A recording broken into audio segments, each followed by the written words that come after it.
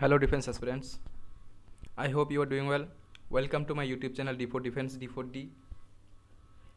यदि आप भी एयरफोर्स, नेवी, आर्मी या फिर कोस्ट गार्ड के एग्ज़ाम की तैयारी कर रहे हो तो मेरे चैनल को सब्सक्राइब जरूर कीजिए और चैनल से जुड़े रहिए, क्योंकि यहाँ पे मैं प्रॉपर तरीके से इन सब एग्ज़ाम से रिलेटेड जितने भी सिलेबस है सब कुछ कवर करने वाला हूँ।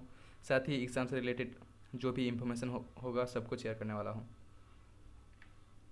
तो आज जो मैं इंग्लिश का प्रैक्टिस सेट लेकर आया हूँ, कल ही आपको मैंने बता दिया था कि शायद आज से मैं इंग्लिश का प्रैक्टिस सेट शुरू कर दूँ, तो मैं ये स्टार्ट कर रहा हूँ। ये सीरीज़ का पार्ट 1 होगा। इंग्लिश का पूरा सिलेबस मैं कवर करूँगा, तो आप चैनल से ज़रूर जुड़े रहिए और चैनल को सब्सक्राइब करके बेल आइकन को प्रेस कर दीजिए ताकि आगे आने वाले वीडियोस आप तक आसानी से पहुँच जाए। तो जीके का प्रैक्टिस सेट जो है वो तो चैनल पे कंटिन्यू रहेगा। साथ ही मैथ्स, फिजिक्स, रीजनिंग का प्रैक्टिस सेट भी जल्दी आने वाला है। इसके साथ ही इंडियन हिस्ट्री का जो सीरीज़ है वो भी स्टार्ट कर दिया गया है। आप उन वीडियोज़ को भी ज़रूर देखिए, जिसका लिंक डिस्क्रिप्शन में मिल जाएगा। तो आज का जो टॉपिक है वो है एरर करेक्शन। इसमें आपको एक सेंटेंस के 3 हिस्सों में पार्ट करके दिया जाएगा।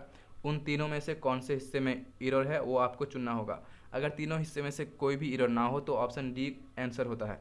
तो ये कैसे होता है वो आपको मतलब क्वेश्चन से समझ में आ जाएगा। तो चलिए शुरू करते हैं। तो ये देखिए आप, यहाँ पे जो एक सेंटेंस है, she accepted the offer for the behave of her father, of her late father. तो ये एक पूरा सेंटेंस है, इसको 3 पार्ट में कर दिया गया है। यहाँ पे बैक स्लैश देख सकते हैं, ए बी सी। अगर इन तीनों में से कौन सी पार्ट में एरर है वो आपको चूज़ करना है। अगर इन तीनों में से किसी भी पार्ट में एरर नहीं है तो नो एरर यानी कि ऑप्शन 2 चूज़ करना होता है। तो चलिए क्वेश्चन के देखते हैं। क्वेश्चन नंबर 1 है, she accepted the offer for the behalf of her late father. तो जो ए पार्ट है she accepted the offer, B part है फॉर द बिहाफ ऑफ, और सी पार्ट है ऑफ हर लेट फादर, और D है no error. तो इसका जो राइट आंसर हो जाएगा ऑप्शन नंबर बी, यानी कि जो एरर है वो है ऑप्शन नंबर बी में। तो यहाँ पे एक्सप्लेन भी कर दिया गया है। बी का part B uses the incorrect preposition for the behalf, यानी कि यहाँ पे जो फॉर है बिहाफ के पहले, offer for the behalf, behalf के पहले जो प्रीपोजिशन है फॉर वो गलत है। The correct preposition will be on, यानी ऑन द बिहाफ होगा, यहाँ पे फॉर की जगह ऑन हो जाएगा। तो correct preposition will be on which makes the phrase on the behalf. तो यहाँ पे जो पार्ट बी है वहाँ पे फॉर की जगह ऑन हो जाएगा और वो सही जवाब हो जाएगा, मतलब वो सेंटेंस को सही सही से ठीक कर देगा। तो मतलब यहाँ पे आपको ठीक नहीं करना है सेंटेंस को, आपको सिर्फ यही बताना है कि कौन से पार्ट में गलत है। तो इसका आंसर हो जाएगा पार्ट बी। पार्ट बी में जो है वो गलत है, और ये क्यों गलत है वो मैंने यहाँ पे एक्सप्लेन कर दिया है आपको। तो चलिए दूसरे क्वेश्चन की तरफ चलते हैं। दूसरा क्वेश्चन है, और यहाँ पे मैं मीनिंग बता देता हूँ। ऑन द बिहाफ ऑफ का जो मीनिंग है वो है something done as a representative of someone. किसी की ओर से कुछ करने को ऑन द बिहाफ कहते हैं। ऑन द बिहाफ जो है वो एक पूरा का पूरा एक फ्रेज है जिसका मीनिंग है किसी की ओर से कुछ करना। जैसे मैंने अगर आपको कह दिया कि I write the letter on the behalf of my father, मैंने अपने पिता की ओर से ये चिट्ठी लिखी है, तो ये ऐसे हो जाता है। एक एग्जाम्पल के तौर पे मैंने बताया। तो दूसरा जो क्वेश्चन है, after Sophie had finish her work she went for dinner, no error. Option A after Sophie had finish, option B her work she, option C went for dinner. तो इसका जो एक्सप्लेनेशन है वो है after had the used verb must be in its participle form.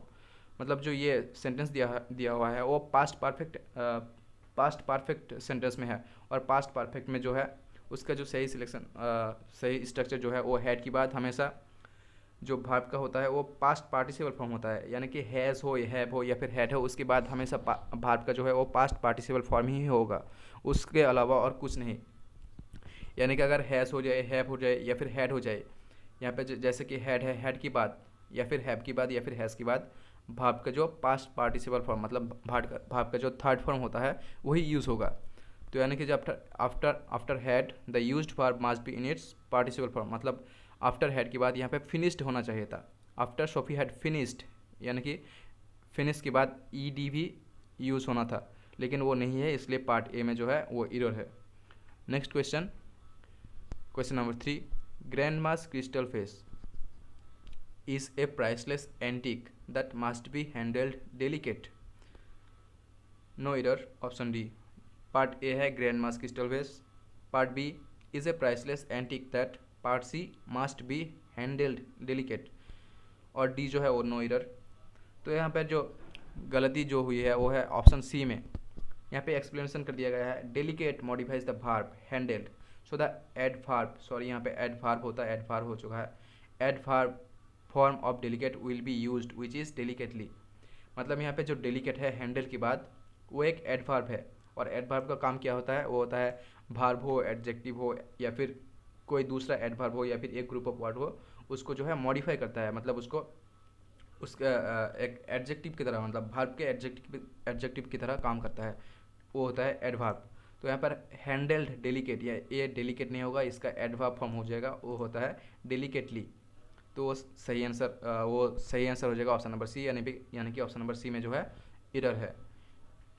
तो इसका जो मतलब एडवर्ब का यहाँ पे मैं डेफिनेशन दे चुका हूँ, मॉडिफाइज और क्वालिफाइज एन एडजेक्टिव वर्ब और अदर एडवर्ब और ए ग्रुप ऑफ वर्ड। और यहाँ पे सेंटेंस में कुछ वर्ड्स है जो कि डिफिकल्ट है, शायद उसका मीनिंग आपको पता नहीं होगा, इसलिए मैंने उसका मीनिंग भी यहाँ पे दे दिया है। तो भैंस का जो मीनिंग है वो है फूलदान, जिसमें कि हम घर में फूलों को रखते हैं। एंटिक मतलब होता है पुराना या फिर अनोखा, और डेलिकेट मतलब होता है कोमल, उत्कृष्ट या फिर नाजुक। नेक्स्ट क्वेश्चन की तरफ चलते हैं, question number 5। People of my city seldom or ever go outside their days to stop the spread of कोविड-19। तो इसका पार्ट ए है people of my city seldom or ever go outside, part B their days to stop, और part C है the spread of कोविड-19। तो इसका जो राइट एरर जो है वो हो जाएगा ऑप्शन नंबर ए में ही जो एरर है, people of my city seldom or ever, यहाँ पे एवर नहीं होता, यहाँ पे नेवर होता। People of my city seldom or never go outside their days to stop the spread of कोविड-19। तो यहाँ पर एक्सप्लेनेशन कर दिया गया है, seldom or ever is incorrect, the correct phrase is seldom or never. ये एक फ्रेजल वर्ड है, जिसका जो राइट फ्रेज है वो हो जाएगा seldom or never. People of my city seldom or never go outside, ये सही से ही हो जाता, लेकिन यहाँ पे सेल्डम और एवर है, तो ये जो है वो गलत है, यानी एरो जो है वो पार्ट ए में है। तो इस सेंटेंस का मैं मीनिंग बता देता हूँ आपको। इस सेंटेंस का मीनिंग है, कोविड-19 को फैलने से रोकने के लिए मेरे शहर के लोग आजकल कभी कभी या फिर कभी नहीं, या फिर आप कह सकते हैं शायद ही कभी बाहर निकलते हैं। यानी अगर मैं ठीक से बताऊँ तो अगर कोविड-19 को फैलने से रोकने के लिए मेरे शहर के लोग शायद ही कभी बाहर निकलते हैं। तो यहाँ पे भी मैं कुछ मीनिंग बता देता हूँ आपको। जो स्प्रेड है, स्प्रेड का मतलब है फैलना, या फिर सेल्डम और नेवर का जो मीनिंग है वो है शायद ही कभी। आगे बढ़ते हैं, question number 6। When a tree dies the exact opposite takes place, it releases carbon back into the atmosphere as it decomposes. तो इस सेंटेंस में कोई भी एरर नहीं है, ये ग्रामेटिकली या फिर मीनिंग भी सारे तरफ से ये सही सेंटेंस है। व्हेन ए ट्री डाइज, जब एक पेड़ मरता है, तो the exact opposite take place, मतलब उसका पूरा का पूरा जो ऑपोजिट ही है, यानी कि विपरीत घटना घटता है। It releases carbon back into the atmosphere as it decomposes, उसके अंदर का जो कार्बन है वो वापस एटमॉस्फेयर में रिलीज होता है जैसे जैसे कि वो विघटित होता जाता है। तो यहाँ पे डिकम्पोज का मीनिंग होता है विघटित होना, गल जाना या फिर सड़ जाना। तो इस सेंटेंस में कोई भी एरर नहीं है। तो अगर इसको तो चूज़ करना होगा, ऑप्शन नंबर डी आपको चूज़ करना होगा आंसर में, क्योंकि इसमें कोई भी एरर नहीं है। तो डिकम्पोज का मीनिंग मैंने आपको बता दिया, उसका मतलब है विघटित होना, गल जाना या फिर सड़ जाना। आगे बढ़ते हैं, क्वेश्चन नंबर 7।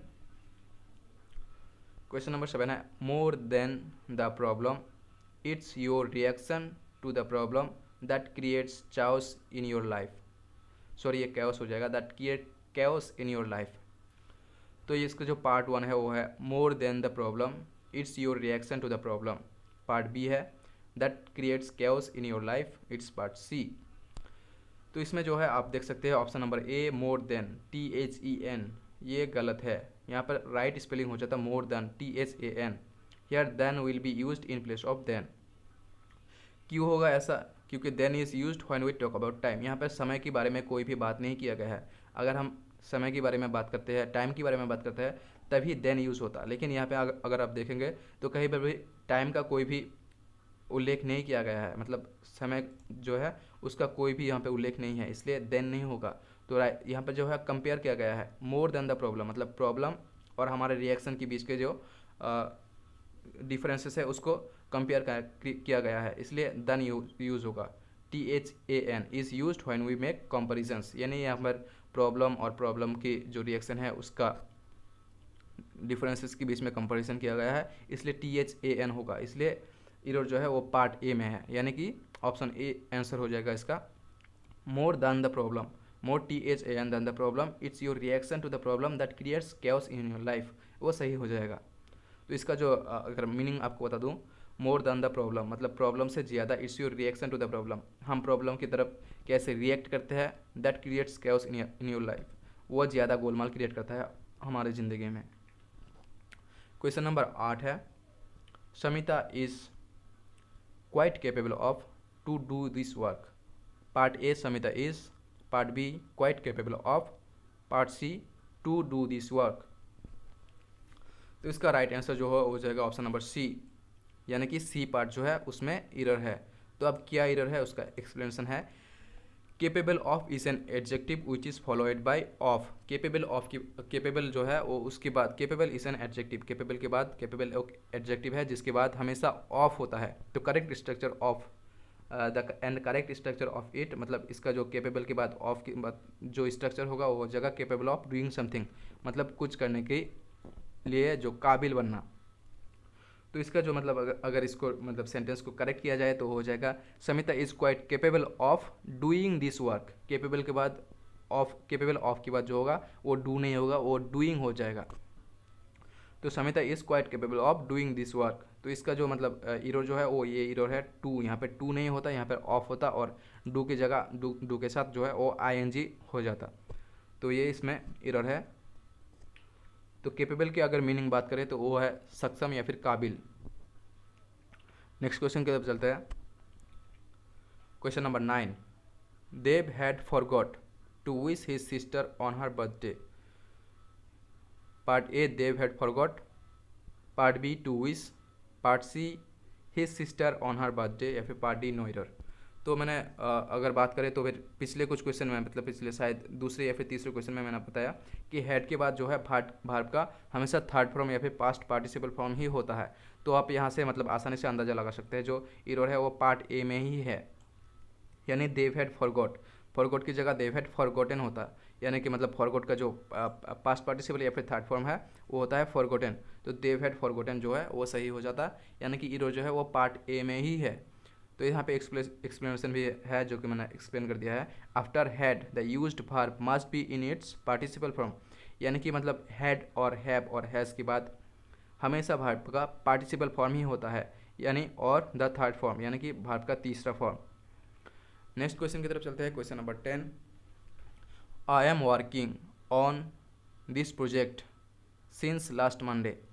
जो पार्ट ए है वो है I am working, part B है on this project, part C है सिंस लास्ट मंडे, या फिर नो एरर। तो यहाँ पे जो अगर बात करें तो एक्सप्लेनेशन की बात करें तो मतलब यहाँ पे जो एरर की बात कर लेते हैं पहले। एरर जो है वो पहले भाग में ही है, यानी पार्ट में ही है, पार्ट ए में ही है एरर। अब ये क्यों है वो मैं आपको बता देता हूँ। The sentence is in present perfect continuous tense. अगर आप बात करें, मैं अगर पहले बता देता हूँ कि प्रेजेंट परफेक्ट कंटिन्यूअस टेंस कौन सा होता है। तो प्रेजेंट परफेक्ट कंटिन्यूअस टेंस वो होता है जो मतलब बहुत समय पहले ही स्टार्ट हुआ है, यानी आज या फिर आज से पहले या फिर बहुत समय पहले बात करें तो अमाउंट ऑफ टाइम जो है वो ज़्यादा हो जाएगा। मतलब जैसे मैं सुबह से अगर बात करूँ, मैं सुबह से पढ़ रहा हूँ, तो मतलब कब से पढ़ रहा हूँ, सुबह से, तो ये प्रेजेंट परफेक्ट कंटिन्यूअस टेंस हो जाएगा। मैं बहुत समय पहले से पढ़ाई शुरू किया है लेकिन अब तक ख़त्म नहीं हुआ है, ऐसा हो जाता है प्रेजेंट परफेक्ट कंटिन्यूअस टेंस। मतलब I am working on this project, मतलब मैं प्रोजेक्ट में काम कर रहा हूँ, कब से काम कर रहा हूँ, लास्ट मंडे, मतलब लास्ट मंडे मैंने काम शुरू किया था लेकिन अब तक वो काम ख़त्म नहीं हुआ है। तो ये हो जाएगा प्रेजेंट परफेक्ट कंटिन्यूअस टेंस, मतलब बहुत पहले शुरू हुआ है लेकिन अभी भी कंटिन्यू कर रहा हूँ काम को, या फिर बहुत पहले शुरू हुआ था अभी भी कंटिन्यू है। तो ये ऐसा सेंटेंस हो जाता है प्रेजेंट परफेक्ट कंटिन्यूअस टेंस। तो इसका जो स्ट्रक्चर हो जाएगा, right structure, the structure of the present perfect continuous tense is subject, subject के पास जो सब्जेक्ट होता है पहले, उसके बाद हैज़ और हैव हो जाता है। यहाँ पे जो है हैज़ और हैव भी नहीं है, और उसके बाद बीन लगता है जो कि बी वर्ब का थर्ड फॉर्म है। सब्जेक्ट हैज़ हैव, उसके बाद बीन, और उसके बाद present participle form of the verb, यानी कि वर्ब के साथ जो ING वाला फॉर्म होता है, वर्ब प्लस ING, वो लग जाता है, जो कि ऐसा ही है वर्क प्लस ING वर्किंग, वो तो सही है। लेकिन सब्जेक्ट की बात हैज़ और हैव, उसके बाद बीन होना चाहता है, लेकिन यहाँ पर एम है, यहाँ पर एम वर्ब नहीं होगा, यहाँ पर हैव वर्ब होगा और उसके बाद बीन लगेगा, इसलिए इस पार्ट में जो है एरर है। तो आज के लिए बस इतना ही था। मतलब हर 2 दिन मैं इंग्लिश का 10-10 क्वेश्चंस लेके आऊँगा।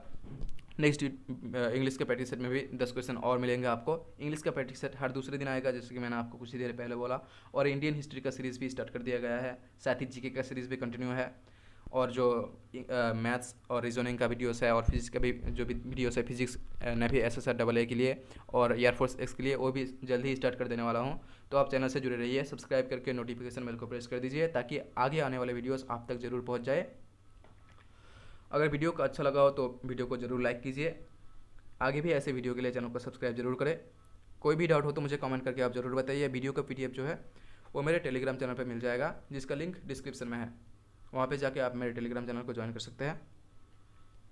तो आज के लिए बस इतना ही। थैंक यू, धन्यवाद, बहुत बहुत शुक्रिया।